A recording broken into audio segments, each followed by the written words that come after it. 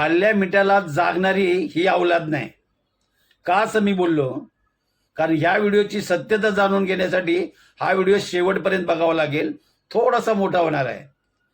आता काय झालंय माहिती आहे का, काही लोक जे असतात ना स्टँडअप कॉमेडियन मध्ये येतात, कुणाबद्दल काहीतरी वक्तव्य करतात, कारण त्यांचं कुठं नाव नसतं, फेम नसतो, त्याच्यासाठी ना कुणाचं तरी नाव घेतात.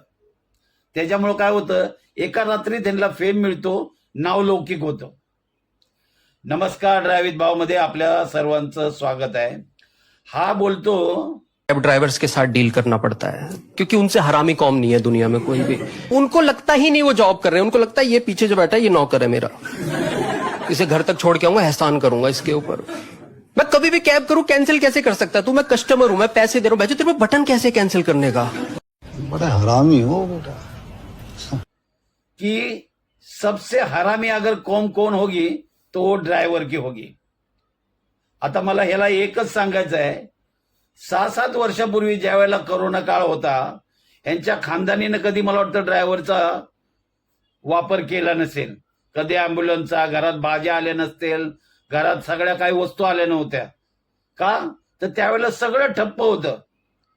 फक्त एकच सेवा चालू होती, ती होती हॉस्पिटल सेवा, त्यातल्या नर्स, डॉक्टर आणि जे तिथले कर्मचारी वर्ग, आणि त्यांच्याच दिमतीला होता हा आपला ड्रायव्हर भाव. पण ही खाल्ल्या मिठाला जागणारी अवलाद नाही.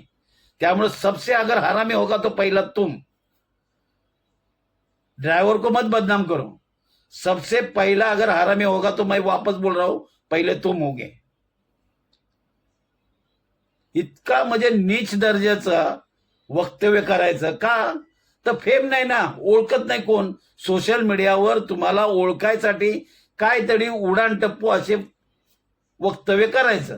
मग ह्या ड्रायव्हर एकता संघाला, कुठलाही ड्रायव्हर असू द्या, तो एक संघ आहे, एक परिवार आहे, आणि त्या परिवाराला बोलायला हे असले हराम के पिल्ले आते.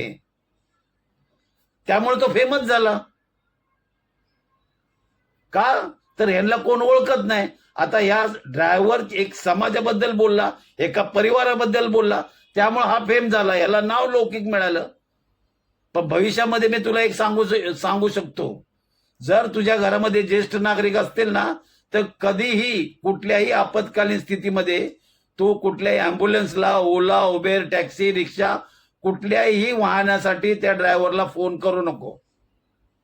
आपली स्वतःचीच काशी कर. दुसऱ्याला बोट दाखवायच्या अगोदर आपण स्वतः बघायचं, आपण किती स्वतः हरामी येते. बात सही आहे. आणि तुम्हाला या व्हिडिओबद्दल नक्की याच्याबद्दल कमेंटमध्ये 2 शब्द लिहा. भेटू आपण पुढच्या व्हिडिओला.